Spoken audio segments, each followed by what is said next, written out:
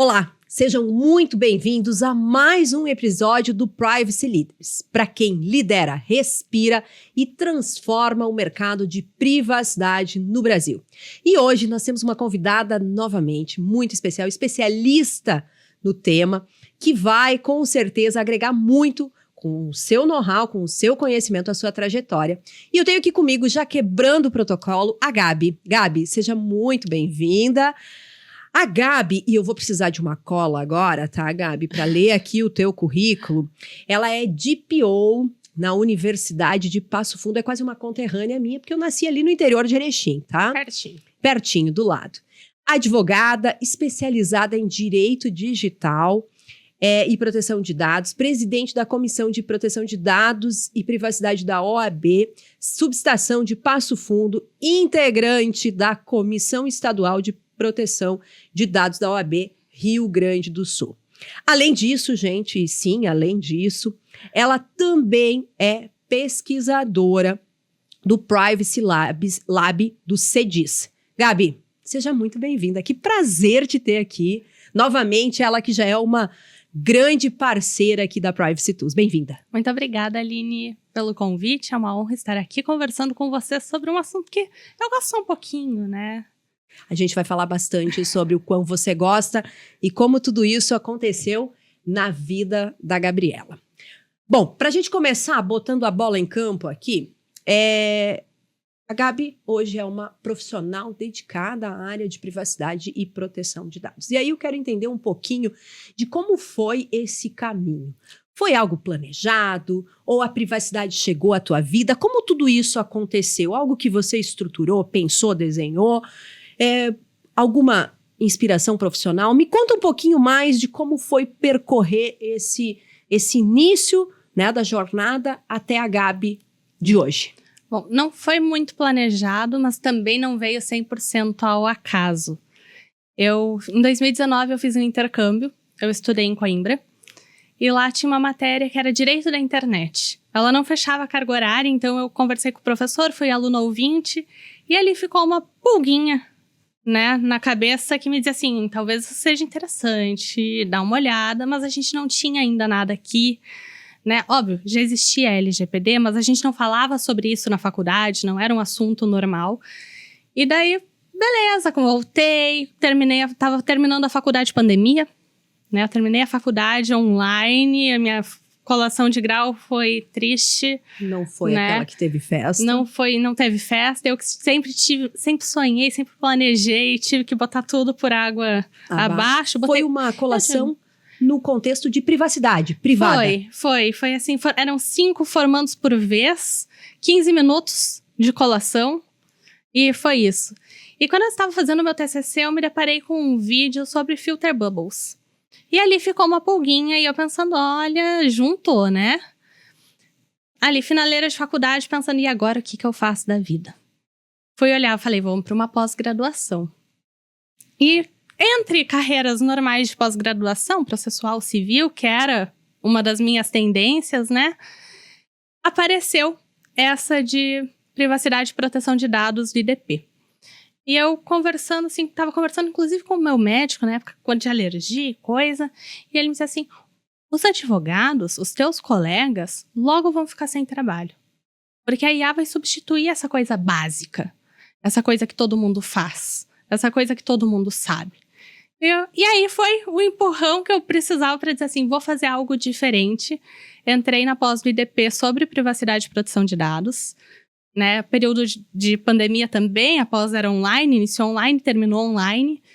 E eu me apaixonei por isso e decidi que era isso que eu queria fazer, era aí que eu queria seguir o meu caminho. E é aí que eu tô até hoje. E aí se tornou uma das DPOs, possivelmente aí representando o ecossistema de educação aqui, em especial a Universidade de Passo Fundo, que é muito representativa, né? Que bacana, fantástico, parabéns aí. Falando um pouquinho da tua trajetória frente a esse mercado de educação, que é onde você está literalmente situada hoje. Houveram momentos na tua trajetória onde, por conta de algum projeto de outra área, você teve que, para tudo, porque não é assim que funciona, seja marketing, enfim, qualquer área onde você teve que stop. Aqui o DPO vai ter que botar alguns ingredientes, né? Ou alguns insights para seguir. Até digo, Aline, que às vezes não foi nenhum dos ingredientes ou insights, foi chegar com o extintor de incêndio e dizer assim, para tudo, que agora não dá, que isso não dá. Eu acho que é extremamente comum. Eu acho que na vida de todos os DPOs ou das equipes de privacidade das empresas, se deparar com alguma coisa que está acontecendo que você não tinha controle, não tinha passado por você, não seguiu aquele fluxo que deveria seguir, e tu tem que dizer assim, gente, não vai dar. Eu sempre chego assim, muito amigavelmente, eu digo, gente, não vai dar. Só não dá, ponto. Não dá. E daí eles me olham e falam assim, como assim? E daí a gente começa a conversar, mas não foi uma nem duas. O marketing é uma área que a gente sempre tem uma pequena rixa. Graças a Deus eu superei. Eu tenho que deixar aqui meu agradecimento especial. Ao teu time de marketing. Ao meu time de marketing, que agora me escuta. Qualquer projeto antes de iniciar, eles me chamam, pra não dar errado. Mas sim, a gente teve que chegar jogando balde de água fria. E aí é aquela coisa, né? Que o setor que ganha nessa discussão, né? O marketing que traz recursos, né, que traz, no nosso caso, alunos, o marketing que mobiliza, que gera os nossos empregos, ou a DPO que tá lá, né, e diz assim, então, não garantindo dá. a continuidade do negócio. Eu sempre digo, né, a gente trabalha juntos. Eu tô dizendo aqui não dá, mas eu também nunca chego e digo assim, não dá, cancela. Eu sempre chego assim, não dá, cancela, mas a gente pode fazer assim, né? E se nós mudarmos assim? E aí a gente começa numa conversa. É cabo de guerra em muitos momentos? Eu acho que isso é normal na vida de todos nós que trabalhamos nesse mercado. Mas, felizmente, né, a guerra diminuiu ou tá puxando mais pro nosso lado já da privacidade, porque tem como fazer marketing, seguindo os preceitos, os requisitos de privacidade. E quando a gente fala no âmbito acadêmico, estudantil, a gente fala muito de adolescente. A gente não fala tanto de crianças, apesar da gente ter a parte educacional infantil também, mas ali é outra conversa que a gente tem. Quando a gente fala de marketing universitário, é marketing para adolescente. Aí a gente entra naquele que eu ainda digo que é um limbo da LGPD, porque a gente tem lá artigo 14, crianças e adolescentes, tem o enunciado número 1 que diz, usa-se todas as bases legais, mas aí você fica naquele cabo de guerra de uma insegurança um pouco maior. E porque no começo, principalmente, eu me desesperava porque não tinha nada escrito. Não tinha nada publicado sobre crianças e adolescentes. Então, quando acontecia alguma situação, eu me desesperava porque eu não tinha onde buscar. Eu não tinha recurso para a gente buscar. Óbvio, ia principalmente para o CNIL francês, que é, quando se trata de crianças e adolescentes, para mim, eles são a referência máxima. Corria para lá para ver o que eles estavam dizendo para trazer para cá. Porque eu sei que a LGPD segue muito e a NPD segue muitos preceitos da União Europeia. Então, a gente sempre se baseia em alguém que vai nos dar uma segurança. E o CNIL, nesse caso, trouxe toda a segurança que eu precisava e a gente enfrentou todos os desafios com muita tranquilidade, graças a eles. Que legal.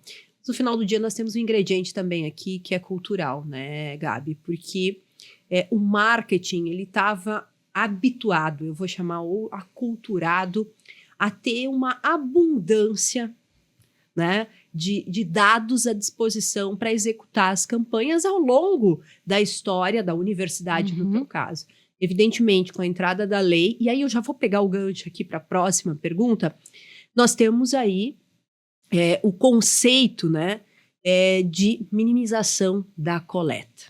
E você falava agora acerca do cuidado que nós temos que ter quando estamos tratando com dados, evidentemente, de criança, mas no teu caso, um pouco mais de adolescente. E como fazer, né, buscar esse lead, né, no contexto de marketing e garantir aí, né, que não se coletam, que o marketing não venha coletar dados excessivamente, garantindo aí a segurança frente à Lei Geral de Proteção de Dados. Eu sempre digo, é um exercício de ponderação.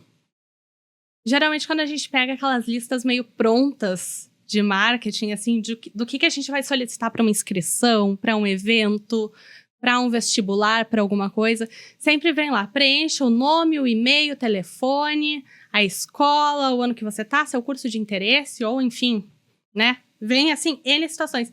E a primeira pergunta que eu faço pra eles sempre é: adolescente usa e-mail? Adolescente não usa e-mail. Então, por que a gente tá pedindo e-mail? Né? Eu trago muito pra prática, eu digo assim, vocês vão entrar em contato como com essa criança, com este ser, né? Você vai entrar em contato por WhatsApp. Então, por que você precisa do resto? Você não precisa. E ali a gente começa, eu sempre pego a listinha e eu vou riscando, assim. Então, isso aqui a gente não precisa. Isso aqui tu vai usar? Ah, depois. Depois não é agora. Depois é depois. Risca. Depois a gente pede de outra forma. Depois a gente vê de outro caminho. Né? A gente vai fazer um evento, a gente tem que separar se a inscrição é para o evento ou se a inscrição já é para receber material de curso. Se é para o evento, você não vai mandar material de curso. E aí a gente começou a separar e tá dando muito resultado. Porque ao mesmo tempo eu digo, antes a gente tinha uma coleta excessiva de dados.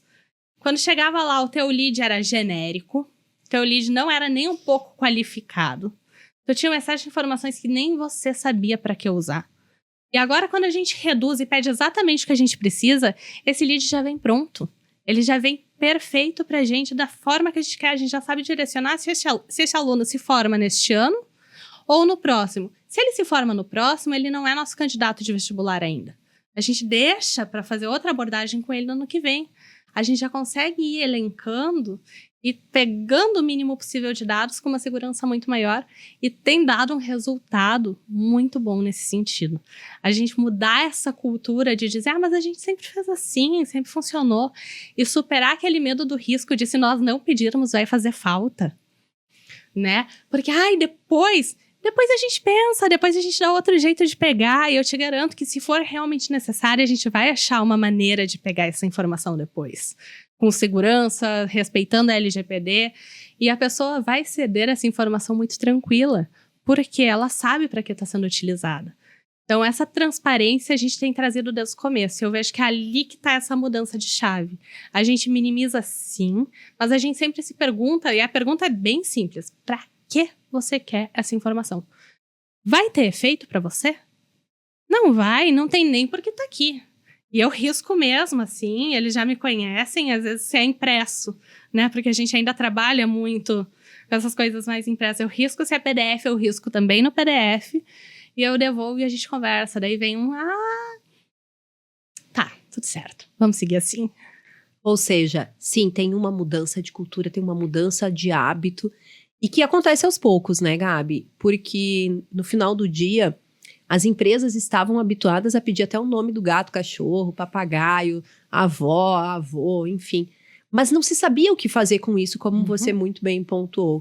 Eu tenho tudo isso aqui, eu faço o que com isso? Não sei. E essas perguntas de gato, cachorro, elas me dão até arrepio, porque elas eram as nossas perguntas de segurança antigamente no Google, né? E isso me dá arrepio, porque assim, a gente tem um grupo formado já com muitos DPOs de universidades no Brasil inteiro. Então, a gente troca experiência, né? Surge um caso, se você não viveu, seu amigo já viveu. E se ele não viveu ainda, ele vai viver também. Então, a gente já busca uma resposta num conjunto, né? E foi uma situação que a gente se deparou em massa do que aluno é esperto, né? A gente tem aluno de ensino médio, tem ensino fundamental já e tem ensino superior. E o que impacta na vida destes alunos? Todos querem a prova. Todos querem a prova que o professor vai passar. Para gabaritar a prova, para enfim, né? Todos querem. É regra, isso é batata. O tempo passa e nada muda. E nada muda, né? Nada muda. Nesse sentido, não mudou. Só que eles agora estão mais espertos ainda. Então, começavam com as perguntinhas para os professores, tipo... Então, tu tem gato, cachorro? Quando não tinha essa postagem no Instagram ainda, né? Tenho um gato chamado Boris. Boris, pergunta de segurança. Sabe, o nome da minha primeira professora foi Agnes, no meu caso, né? Qual foi a tua? E os professores, naquela ingenuidade, por não lidarem com tecnologia dessa maneira, iam respondendo. Acabou que a gente se deparou em massa com pessoas que não iam bem, começando a ir bem nas provas, com frequência alterada, né? Porque daí, tira aquela faltinha, né? Não vai mais reprovar por falta. E isso foi em massa, o Brasil inteiro se deparando com essas situações, né? E a gente entra até, graças a Deus, não passamos por isso, mas pessoas emitindo diplomas dentro dos sistemas das universidades, né? Até quem conversou comigo foi o Valdemar, o presidente da NPD, num encontro. A gente estava conversando sobre as situações e ele disse assim, não, caso de diploma tá terrível, né? Porque as pessoas entram no sistema da universidade e emitem um diploma para comprovar uma conclusão de um curso, alguma coisa, depois candidatam em concursos públicos com diplomas falsos, mas diplomas que, se você vai pegar o passo a passo, foram legitimamente emitidos, né? Foi por dentro de um sistema de universidade, foi por dentro do sistema, não é uma coisa que você joga ali, né, num Photoshop, num Canva, faz uma edição. Não, eram documentos que tinham registro, mas aquela pessoa sequer estudou na universidade, sequer teve este contato ou sequer concluiu o curso. Então a gente se deparou com era nessas perguntas de segurança, assim, tipo o nome da mãe, nome do cachorro, nome da professora, qual a cor, sei lá, do carro. Eram perguntas simples, me dá arrepio até hoje de lembrar dessas situações. E aí a gente entra num incidente também de segurança, né, que abrange ainda um pouquinho mais. Mas falando bastante desse conceito de armazenar, né, os dados. No segmento de educação, evidentemente tem as suas regras próprias, né, frente a tempo, né, quanto tempo que precisa controlar, classificar e gerir esse dado dentro da organização. E aí, considerando que é um segmento bastante específico, quais têm sido os desafios? Você, enquanto DPO, uma vez que você precisa efetivamente controlar esse dado, né? Classifiquei, eu tenho que controlar por quanto tempo eu vou manter ele aqui. Como é esse processo, né? E qual o período, enfim, dentro da área de educação? São vários períodos, né? Eu nem vou me arriscar a falar os anos certos aqui. Tem algumas coisas que efetivamente a gente tem que manter para sempre no histórico, por exemplo, um diploma, né? A gente não tem como apagar aquela pessoa do nosso histórico, porque o diploma pode ser consultado anos e anos depois para sua validade também. Então, tem situações que eu detesto essa palavra, mas que são eternas, né? Mas outras têm prazos muito bem especificados nas leis. E o desafio é lidar também com o setor de arquivamento, porque para eles tudo é eterno, né? Vai que precise. Vai que a gente precise dessa informação em alguma data e nós somos uma fundação. Então, como fundação, a gente tem alguns deveres quanto à comunidade, de preservar uma história da comunidade também. Então, a gente acaba recebendo muitos arquivos externos em razão disso. E aí, para cada situação tem uma data, então, até montar essa tabela de temporalidade, eu levei muito tempo, eu te garanto que ela ainda não está completa, mas o desafio real é, você não precisa mais dessa informação, a gente vai descartar. Não, a gente não vai. Não, a gente vai. Não, a gente não vai. Não, a gente vai. E fica nesse vai e vem de vamos ou não vamos descartar, porque, de maneira geral, em todos os segmentos, eu acho que tem essa situação do medo de precisar de uma informação e não ter mais ela.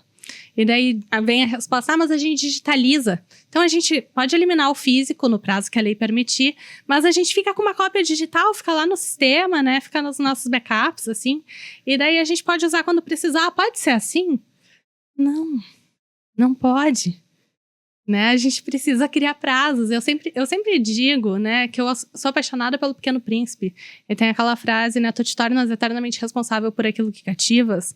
Eu digo, tu te tornas eternamente responsável pelo dado que coletas. Então, enquanto ele estiver conosco e a gente não eliminou essa informação, a gente tem responsabilidade sobre ela. Né? Não que depois da eliminação, enfim, não possa ter uma responsabilidade, mas enquanto ele está conosco, o dever de proteção é nosso. Então, se a gente manter arquivos para sempre, fora que não tem espaço de HD, não tem espaço de nuvem, não tem espaço físico para guardar tudo. Tudo isso gera custo. Gera um custo enorme, né? Então, é aquela coisa, cada um tem que ir cedendo um pouquinho, né?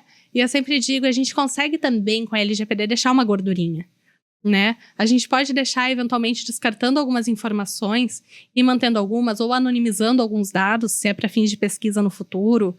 A gente consegue ir, de alguma forma, guardando algumas informações com mais tranquilidade, sem ferir a lei. Mas Aí é um ponto sensível que a gente entra, né? Porque é realmente, de novo, aquela disputa de corda para ver quem vai ganhar. E, graças a Deus, a gente tem conseguido equilibrar, né? Eu não digo que a gente ganha sempre, mas a gente consegue equilibrar. E muitas vezes, quando a gente não cumpre exatamente um prazo previsto na lei, a gente redobra a segurança. Então, esse dado, se ele ficar guardado por mais tempo, ele vai estar de uma forma muito segura. Que é a minha recomendação, pelo menos, né? Recomendo, né? Recomendação by Gabi.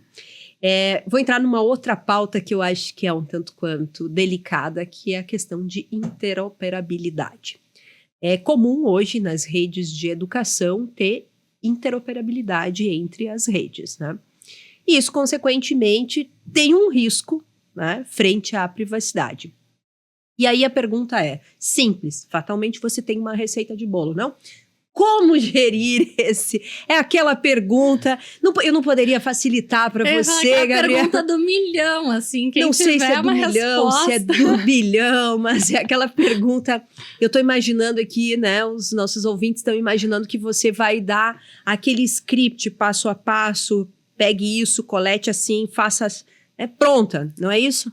Infelizmente, não. Poxa. Eu vou ter que decepcionar todo mundo com essa, né? Se você assistiu até agora esperando essa resposta, eu sinto muito te decepcionar. Mas não existe receita de bolo. Eu acho que exatamente isso. Quem vende uma receita de bolo também tá vendendo errado. Porque a realidade, ela foge de qualquer tipo de receita, né? A gente tá sempre tendo que enjambrar. O que eu sempre digo, né? A tua segurança, a segurança que a tua empresa tem, a segurança que nós temos, ela depende diretamente da segurança que as pessoas com as quais tu se relaciona têm. Não adianta você preencher aqueles formulários e atingir lá os 90%, a carinha sorrindo nos formulários que a gente recebe dos stakeholders, assim, e daí vai preenchendo, dá aquela carinha feliz, e na prática não funcionar. Ou na prática, este terceiro se relacionar com empresas que também não estão seguras. Então, claro, temos formulários, temos formulários curtos para situações muito básicas, temos formulários extensos que reclamam quando recebem que há um parto, que demora mais na negociação e que é a Gabi que está trancando tudo, né? Quando é mais necessário, sempre coletando evidências, né? E aqui eu até vou deixar uma crítica geral para estes formulários que pedem evidência sem saber o que estão pedindo. Porque muitas vezes eles pedem que a gente envie o nosso relatório de operação de tratamento de dados, nosso ROPA, o ROTDP. Como é que nós vamos enviar isso? Não tem como. Esses são dados incrivelmente sensíveis da instituição como um todo. A gente não tem como mandar todo o relatório de dados, mandar um inventário de dados para as empresas. E vem estes pedidos, né? Então, eu já estou deixando aqui uma crítica, né? Ou então uma certificação que seja assim, você tem um certificado de LGPD? Não, nós não temos. Como não? Não existe? Ninguém tem. Ninguém tem. Quem tem, inventou um. Se você quiser, eu posso inventar um agora. Eu faço um no Canva e te mando. Não seja por isso, mas a validade dele é 0. Eu, Gabriela, eu estou me certificando de que sim. Não tem como. Né? Então, muitas vezes, vem esses formulários também totalmente infundados. E eu estou deixando aqui uma crítica mesmo, uma crítica geral sobre isso, porque não dá. A gente analisa as evidências dentro do que a gente sabe que pode ser compartilhado. A gente faz reuniões quando necessário, auditorias quando necessário, dada a sensibilidade, dado o caráter dos dados. Mas, assim, uma receita de bolo também é muito feeling, né? Aqui, quando você já sente, a prática vai te dando isso, vai te calejando, que se a pessoa não sabe nem o que ela está pedindo, como é que ela vai estar garantindo? Já fica um primeiro, né? Aí a gente já reforça a nossa parte. E, claro, né? Aquele jogo de sabendo onde a corda pode estourar também, a gente consegue proteger de uma outra forma.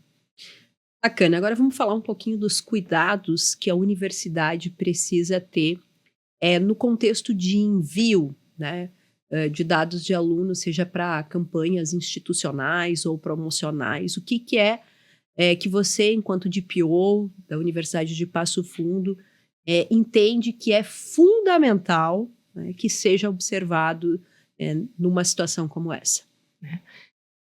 De pronto, eu já te digo, a gente sempre tem que evitar dados pessoais sensíveis.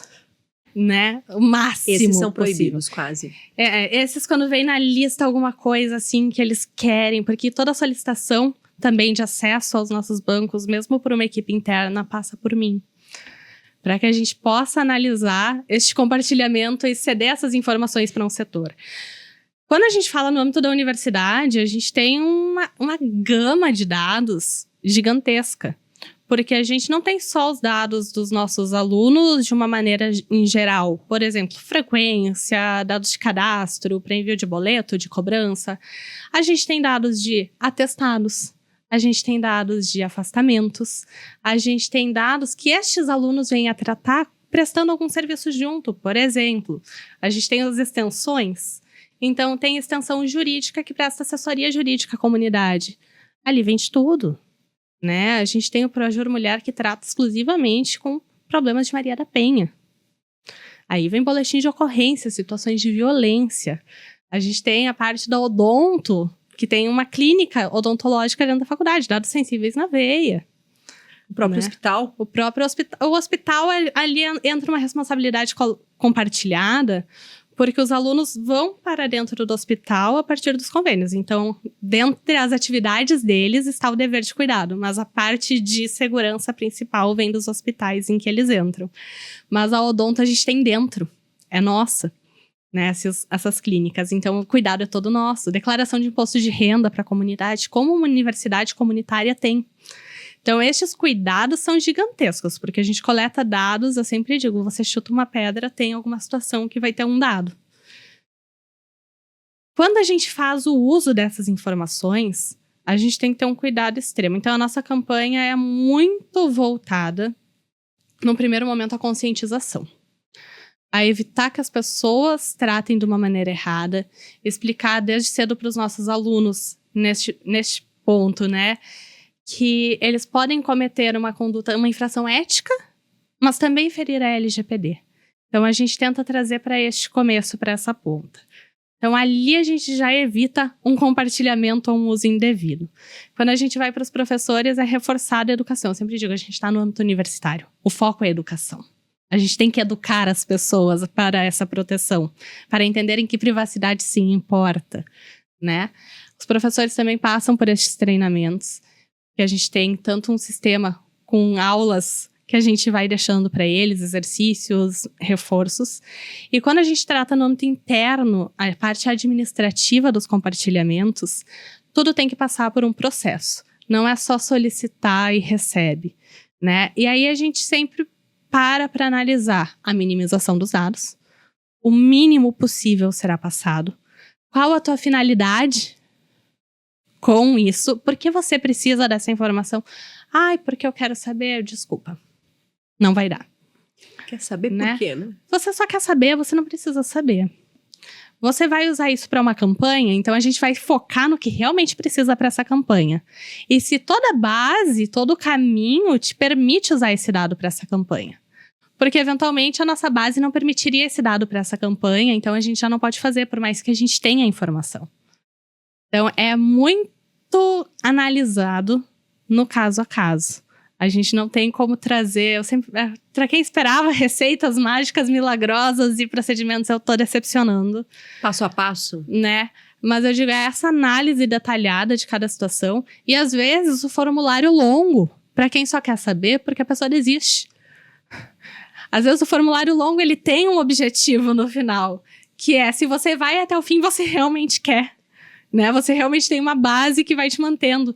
Porque no normal, conforme vão preenchendo, eles já me dizem, Gabi, eu parei para pensar, realmente eu não precisava disso. A gente mudou a rota, né? Então, é muito no caso a caso, é muito detalhado.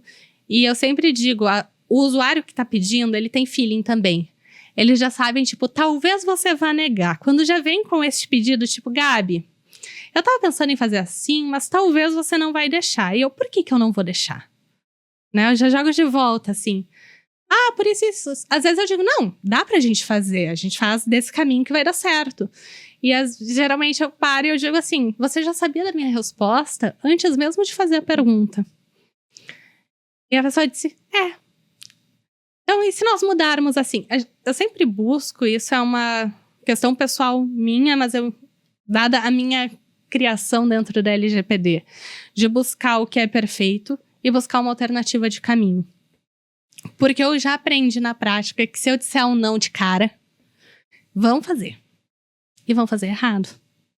Se eu der uma alternativa de caminho, a gente consegue minimizar os danos. E aí entra pro risco da operação também, né? Então, a gente sempre dá a alternativa máxima, a indicada, né? E aquela alternativa de caminho. Aquela alternativa que, olha, a gente tira isso, isso e isso, e em troca eu te deixo fazer isso, isso e isso. Aí a gente vai equilibrando, mas é com esse cuidado aqui, é com isso aqui, é com isso aqui. E via de regra as pessoas aceitam. Quando elas não entendem neste caminho a necessidade do todo. E vai indo. Então é uma construção. Tem aquela música tijolinho por tijolinho, é basicamente isso. Né? É uma construção de tijolinhos que a gente vai colocando e criando a conscientização. E eu sou suspeita por ser da educação, mas eu sempre digo, a gente tem que educar. A gente não veio de um mundo que falava sobre isso. A gente não vem de cursos de direito. Eu, na faculdade, não estudei sobre isso. Ninguém me falou sobre LGPD, sobre proteção de dados. Falou de privacidade daquela coisa. Tua casa é inviolável, correspondência é inviolável. Esta privacidade. Mas ninguém falou sobre este novo mundo. Então, a gente tem que, aos poucos, ir criando essa consciência dentre todas as bases, para daí sim a gente conseguir fazer uma política de privacidade de verdade, poder usar isso de verdade, poder funcionar de uma maneira tranquila. Uau, que aula! Mas vamos seguir, porque nós temos uma pauta agora que todo mundo gosta de ouvir, que tá na moda, tá? Mulheres gostam de falar de coisas que estão na moda, eu diria. E essa é uma pauta que tá na moda. Vamos falar de inteligência artificial e, evidentemente, de dados de crianças e adolescentes. Ou seja, vamos falar quais são os principais pontos de atenção, risco, né? Quando a gente decide implementar aí ferramentas de IA nesse contexto, né, da universidade, no contexto da educação. Quais são tuas dicas, Gabi? Em primeiro lugar, a gente nunca pode fugir da máxima do artigo 14, que é o melhor interesse da criança e do adolescente.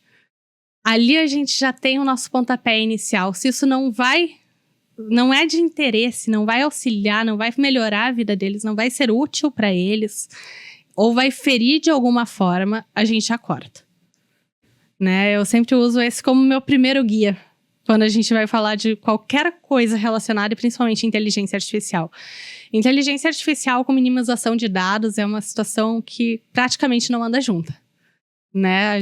Inteligência artificial precisa de muitos dados, precisa de muitas informações para treinar os modelos, para realmente funcionar.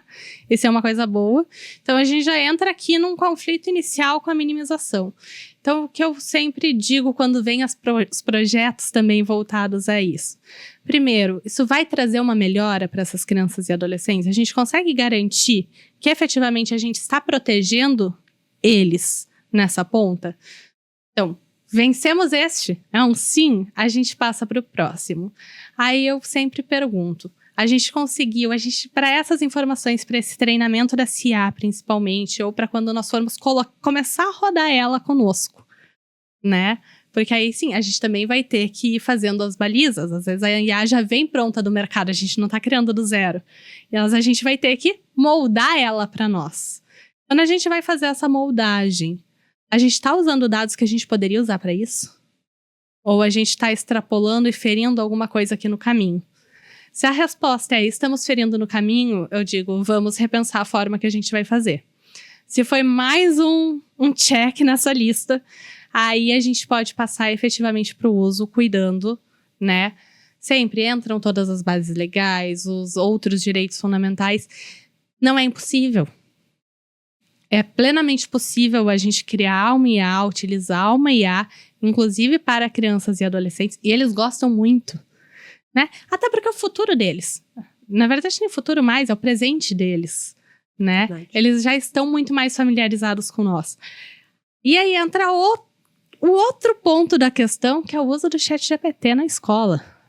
Né? Eu falo ChatGPT, mas pode ser o Gemini, pode ser qualquer outra ferramenta, essa porque tá mais no uso, né, das pessoas, no nome das pessoas. E aí eles utilizam para fazer trabalhos, utilizam para fazer provas, utilizam para fazer TCC, utilizam para fazer de tudo um pouco. Pronto, né? Não, se fosse ver é uma maravilha, né? E aí entra um dilema, a gente pode deixar ou não pode deixar, que é uma pergunta que eu recebo praticamente todos os dias. A gente pode deixar ou não pode deixar? Eu digo, a gente tem que ensinar a usar. Porque você não vai conseguir cortar 100%. Vai coibir. A não ser que você diga assim, a partir de hoje é só papel e caneta na sala de aula, mas você não está preparando pessoas para o mundo se você fizer isso. Porque o mundo exige o uso dessas ferramentas, o uso vai exigir delas, mas você vai ter que ensinar elas a usar, a pensar, a como comandar isso. Porque se você não sabe pedir, qualquer resposta serve. Qualquer resposta você vai receber. Agora, se você aprende a pedir, aprende a usar, eu acho que o foco está aí. A gente não deixar que eles usem por completo, mas ensinar também que isso pode ser um bom complemento, uma boa revisão, pode ser usado para pedir explicação quando a gente não entende, sempre pedindo as fontes, mas aí eu sempre respondo também quando me pedem no administrativo. Mas dá para confiar? Eu digo, é o nosso estagiário júnior.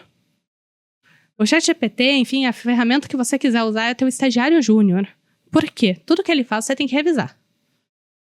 Nada dele sai pronto para você usar.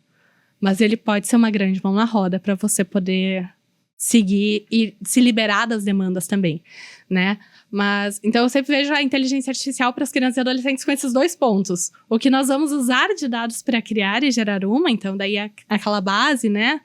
Que a gente comentou antes, e o uso deles o uso deles com estas inteligências. Então, como é que a gente vai coordenar isso, né?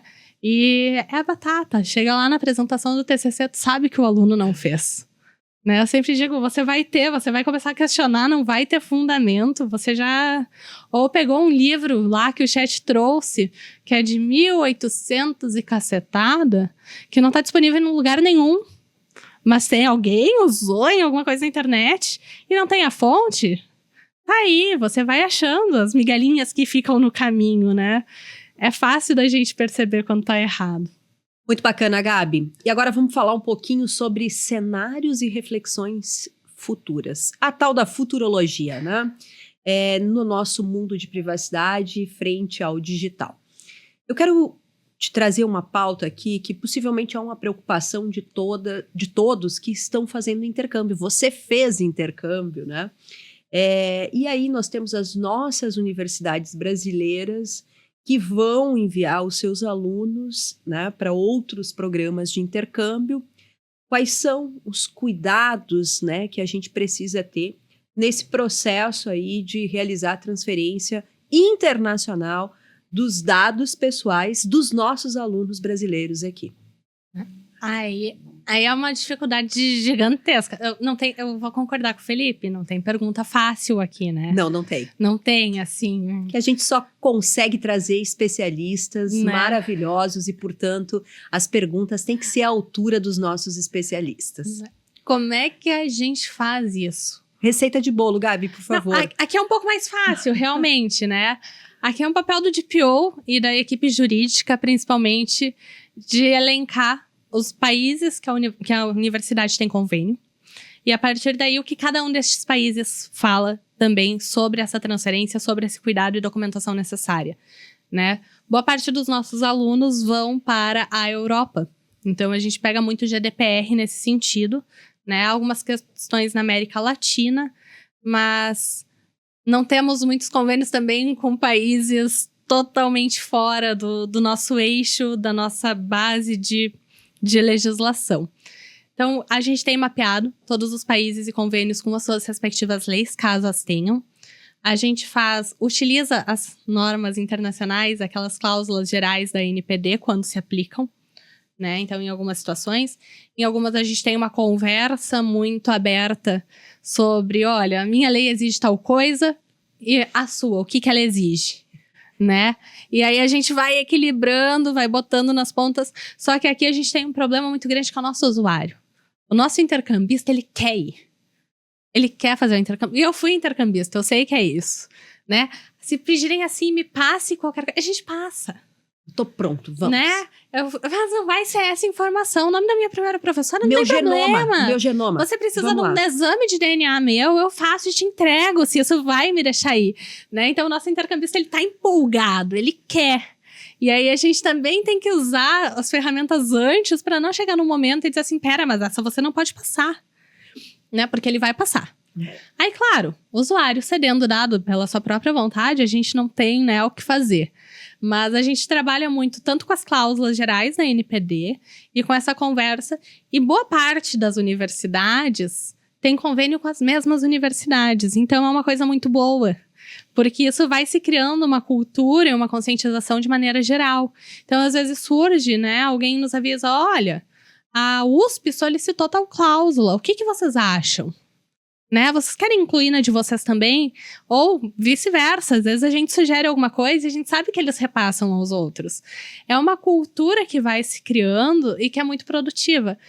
É difícil, é um cuidado redobrado, a forma que é feito esse envio é muito detalhada, mas boa parte dos envios também nos traz uma segurança porque é o próprio usuário quem preenche os formulários nas universidades internacionais.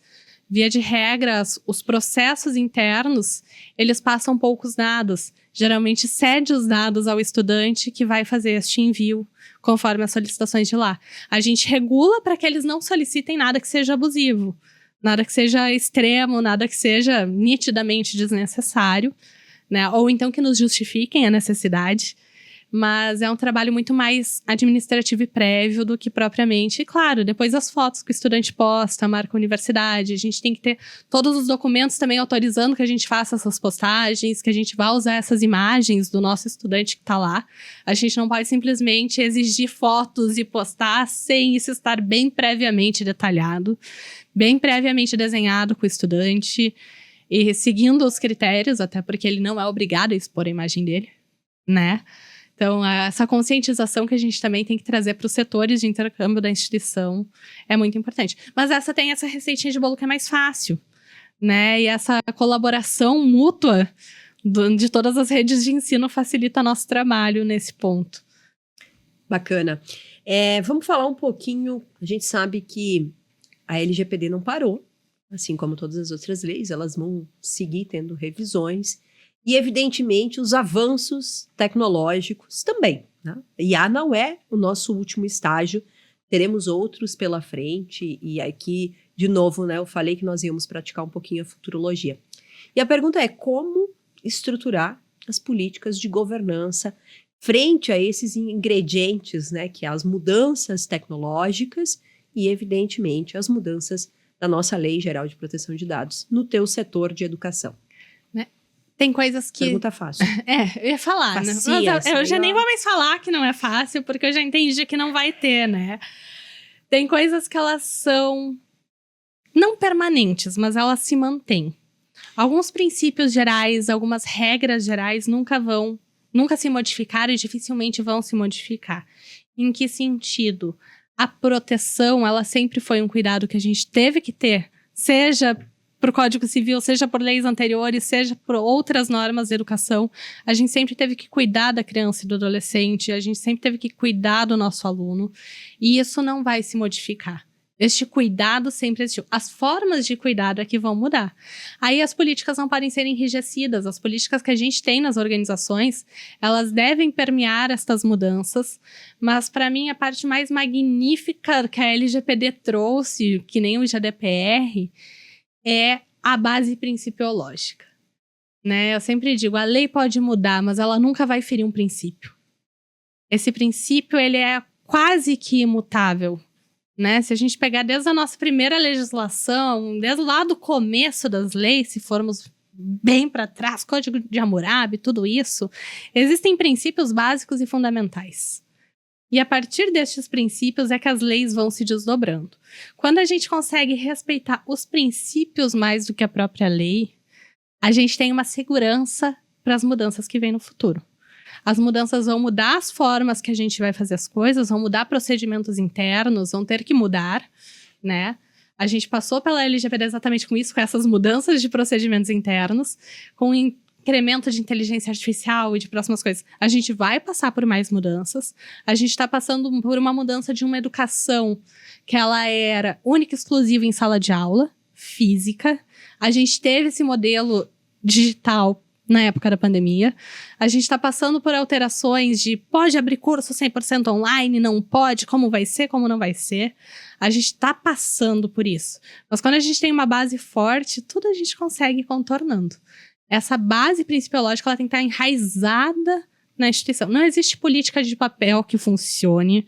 E de papel que eu digo pode ser digital, né? De parede. De parede, política escrita que funcione se as pessoas não entenderam o que a gente está falando.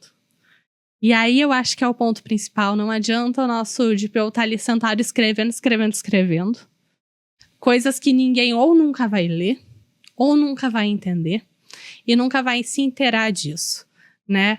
E isso serve para todas as áreas, né? Aquela coisa, eu sempre digo, a nossa missão, visão e valores, ela tem que estar junto com a LGPD. Ela tem que estar junto com a nossa visão. A LGPD não pode barrar uma inovação, um crescimento da empresa ou que ela atinja as suas metas. Mas, ao mesmo tempo, essa visão, valores, enfim, também não pode ir contra o que a LGPD está prevendo. Porque lei não se discute, lei se cumpre. Né? A gente tem que cumprir. Depois a discussão pode levar para o judiciário, pode levar. Mas tu tem que cumprir. Ninguém está te pedindo, você quer? Aline, você quer declarar imposto de renda? Não, se você não quer, não tem problema. A lei te deixa não fazer. Não, não é isso. Você tem que fazer. Lei você cumpre. Você cumpre, né? E quando a gente entende isso, tudo funciona. O problema é até entender, né? Eu digo assim, pode não... Aí me dizem, não desce. Eu digo, não tem problema, toma uma coca, um cafezinho. Mas lei você cumpre. Ela pode ficar entalada, não tem problema. Mas vai ter que descer, de alguma forma ela vai descer. Lei você cumpre. Você cumpre. Fantástico. Agora vamos falar dessa cadeira de DPO, Gabi, que é fácil, né? Singela, pelo que você falou desde o princípio aí da nossa gravação aqui. E vamos falar também sobre um pouquinho de privacy by default, privacy by design. Quando a gente olha para a tua atuação enquanto DPO, junto a outras equipes, as equipes pedagógicas, as de tecnologia, né, você vem com o objetivo, né, de garantir que a privacidade ela seja desde a concepção dessa ferramenta, né? E como é que isso acontece? Conta para nós aí como é que é essa cadeira de DPO para fazer isso acontecer, evidentemente, de maneira mais estratégica no teu segmento. Eu gosto muito também, que agora vou me enganar se é o Sabal ou não que fala, que o DPO ele não é um super-herói. O DPO é uma pessoa. Ele não é bombeiro. Ele é o DPO. Ele vai fazer o que é humanamente possível ele fazer. Mas ele não tem como controlar tudo e fazer tudo dar certo e se garantir de tudo. Porque muita coisa a gente não vai enxergar, a gente só vai ver quando deu problema. E essa é a realidade, a gente não consegue, se a empresa, quanto maior ela é, mais setores ela tem, mais gente responsável por cada área ela tem, mais cabeças pensantes em cada área ela tem, como é que o DPO vai conseguir dar conta de tudo isso? Não vai. Então, quando você se dá conta da sua insignificância, né, entre aspas, é o primeiro ponto para você entender, agora sim eu sou DPO. Agora sim eu vou trabalhar. Porque daí como é que trabalha a partir disso? Eu já disse, eu sou suspeita, sou da área da educação e sempre digo, é a educação. É aquela coisa, água mole, pedra dura, tanto bate até que fura. Eles recebem todos os meses um e-mail com uma campanha mensal. Todo mundo. Todos os nossos funcionários e professores recebem. Para quê? Esse mês a gente vai trocar senhas. Esse mês a gente vai olhar para nossas mesas, aquela política de mesa limpa, sabe? Vamos tirar papel que não precisa mais, vamos fazer limpeza. Esse mês nós vamos olhar nossos arquivos. E todo mês eu deixo uma tarefa ou alguma coisa para eles irem pensando.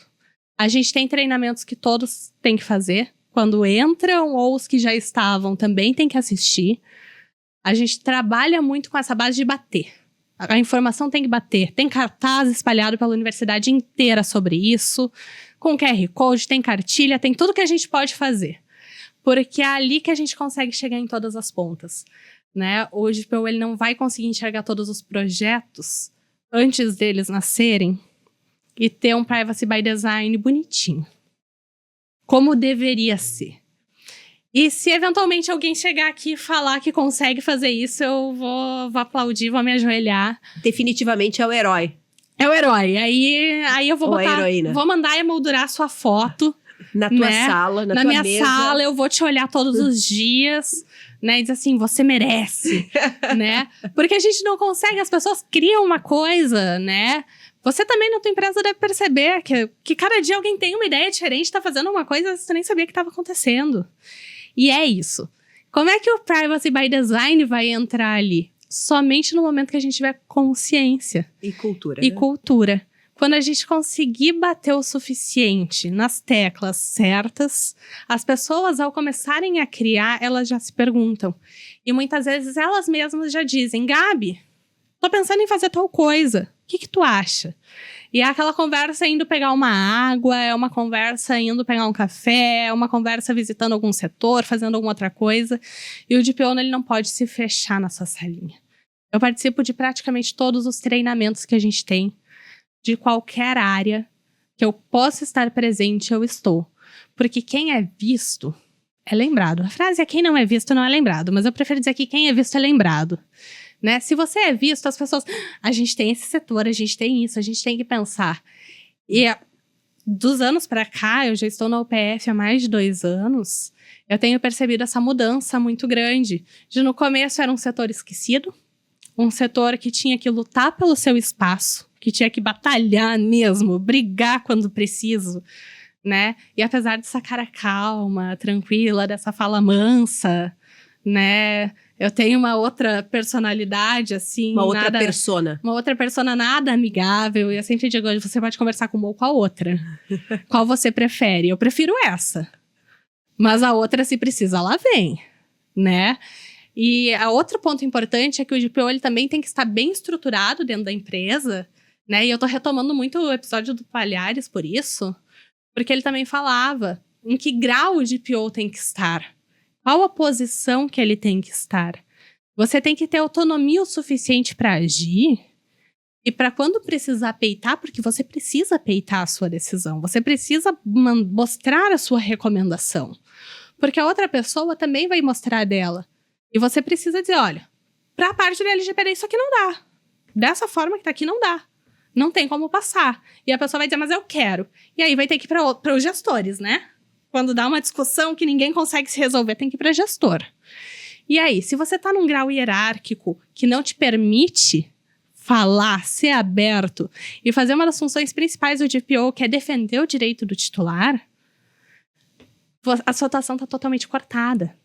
Então, você tem que ter espaço para peitar, você tem que ter autonomia para peitar e o teu superior tem que entender o que tu tá fazendo. E aí, funciona. E aí, eu digo, né? Tem alguns lugares que certeza que tem uma fotinho da Gabi pra tirar o alvo, sabe? Mas faz parte, é o que a gente precisa mostrar. E eu sempre falo também, o nosso papel é recomendar.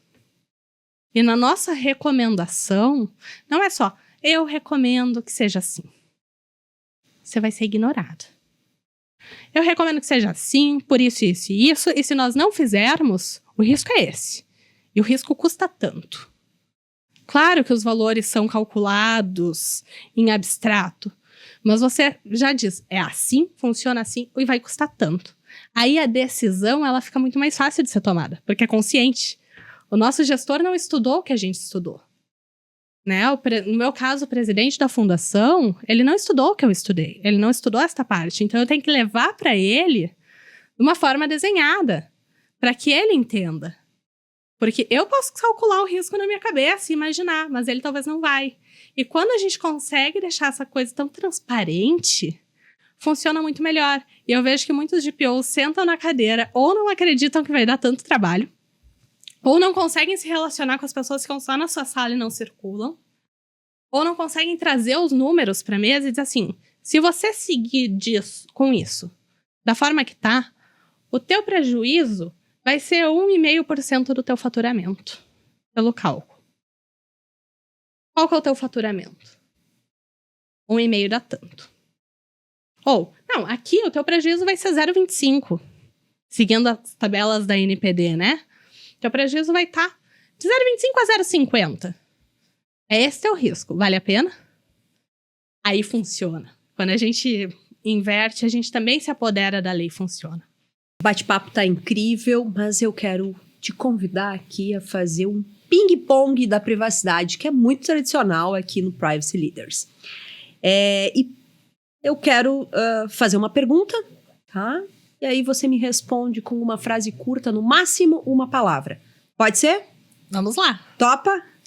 Eu sou advogada, tu sabe que uma palavra é difícil. Esse é o desafio, Gabi. Mas eu topo, vamos lá. Uma palavra, no máximo uma frase. Se você pudesse mudar um ponto da Lei Geral de Proteção de Dados, qual seria? Crianças e adolescentes. Ele é muito vago. Muito bem. Vamos falar de algo que está na moda, sobre o uso de IA na educação. O que mais te preocupa é? A coleta excessiva dos dados. Imaginei que ia vir essa resposta. E para que mais titulares tenham consciência dos seus direitos, precisamos avançar em? Educação. Fantástico. No futuro, as empresas que terão mais destaque no mercado serão aquelas que?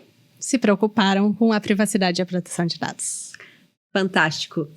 Gabi, eu quero te agradecer mais uma vez, em meu nome, em nome do time da Privacy Tools, te dizer que foi incrível ter esse momento aqui contigo. Foi uma alegria, acho que agregou muito, vai ser um sucesso esse nosso momento. Muito obrigada. Pessoal, ficamos por aqui e até o próximo Privacy Leaders.